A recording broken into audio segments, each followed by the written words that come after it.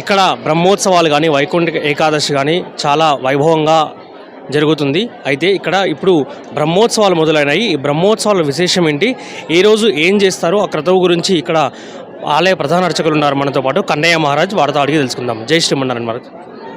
జై శ్రీమన్నారాయణ. చారిత్రాత్మక శ్రీరంగనాథ స్వామివారి దేవాలయంలో మనకి ప్రతి సంవత్సరం కూడా వైశాఖ మాసంలో వచ్చేటటువంటి రేవతి నక్షత్రం రోజు మనకి స్వామి ఆవిర్భవించినటువంటి రోజు కావున ప్రతి సంవత్సరం కూడా ఆ రేవతి నక్షత్రం రోజు నాడు కార్యక్రమం ముగిసే విధంగా 5 రోజులు పాంచానిక దీక్షగా ఈ బ్రహ్మోత్సవాలు మనం సంకల్పించుకుంటాము. శ్రవణ నక్షత్రం రోజు మనకి ధ్వజారోహణ కార్యక్రమం ఉంటుంది.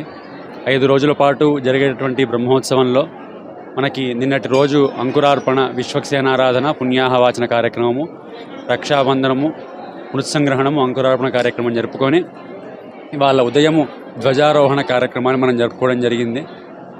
ధ్వజారోహణ విశేషించి సంతానార్థులైనటువంటి భక్తులందరికీ కూడా ఈరోజు మనము సంతానం శీఘ్రంగా కలిగేటట్టు సంతాన ఇష్టి కార్యక్రమాన్ని జరిపి ధ్వజారోహణ కార్యక్రమాన్ని జరుపుకొని సంతాన ప్రసాదాన్ని ఇవ్వడం జరిగింది. మరికొద్ది సేపట్లో అగ్ని ప్రతిష్ఠా కార్యక్రమం ఉంటుంది. ఇప్పుడు అగ్ని ప్రతిష్ఠ కార్యక్రమం ముగించుకొని తర్వాత ఆలయంలో బలిహరణ కార్యక్రమము, పూర్ణాహుతి కార్యక్రమము, అదేవిధంగా ఇవాళ సాయంకాలం మనకి భేరీ తాడన దేవతాహ్వాన కార్యక్రమాలు ఉంటాయి.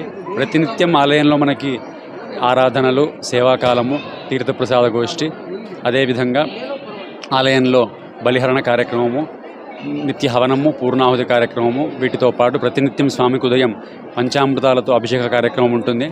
మనకి ఎల్లుండి 31వ తారీఖు మనకి ఆలయంలో సాయంకాలం శ్రీరంగనాథ స్వామి వారి కళ్యాణోత్సవము, అదేవిధంగా ఆ తెల్లారి కళ్యాణోత్సవం తెల్లారి అంటే 1వ తారీఖు మనకి ఉదయము ఆంజనేయ స్వామి వారికి అభిషేక కార్యక్రమము, అదేవిధంగా సాయంకాలము మన దేవాలయ ప్రాంగణం నుండి పురాణాపుల వరకు శ్రీరంగనాథ స్వామి వారి రథోత్సవం ఉంటుంది. అంగరంగ వైభవంగా మనము రథోత్సవాన్ని జరుపుకుంటాము.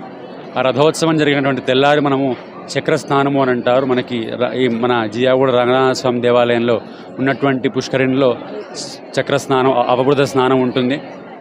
అదేవిధంగా తెల్లారి ఉదయం అంటే మనకి 3వ తారీఖు ఉదయము శ్రీ పుష్పయాగ కార్యక్రమము, ద్వాదశారాధన కార్యక్రమము, సాయంకాలము ఉత్సవాంత స్నపనము, 108 కలశాలతో రంగనాథ స్వామి వారికి అభిషేకము, అదేవిధంగా మహాపూర్ణాహుతి, కుంభ ప్రోక్షణ కార్యక్రమంతో ఈ బ్రహ్మోత్సవాలు ముగుస్తాయి. మనకి ఈ జియాగూడ ఈ క్షేత్రంలో రంగనాథ స్వామి ఆవిర్భవించినటువంటి రోజు వైశాఖ మాసంలో వచ్చేటటువంటి రేవతి నక్షత్రం.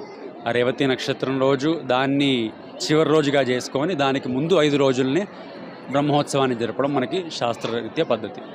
జై శ్రీమన్నారాయణ.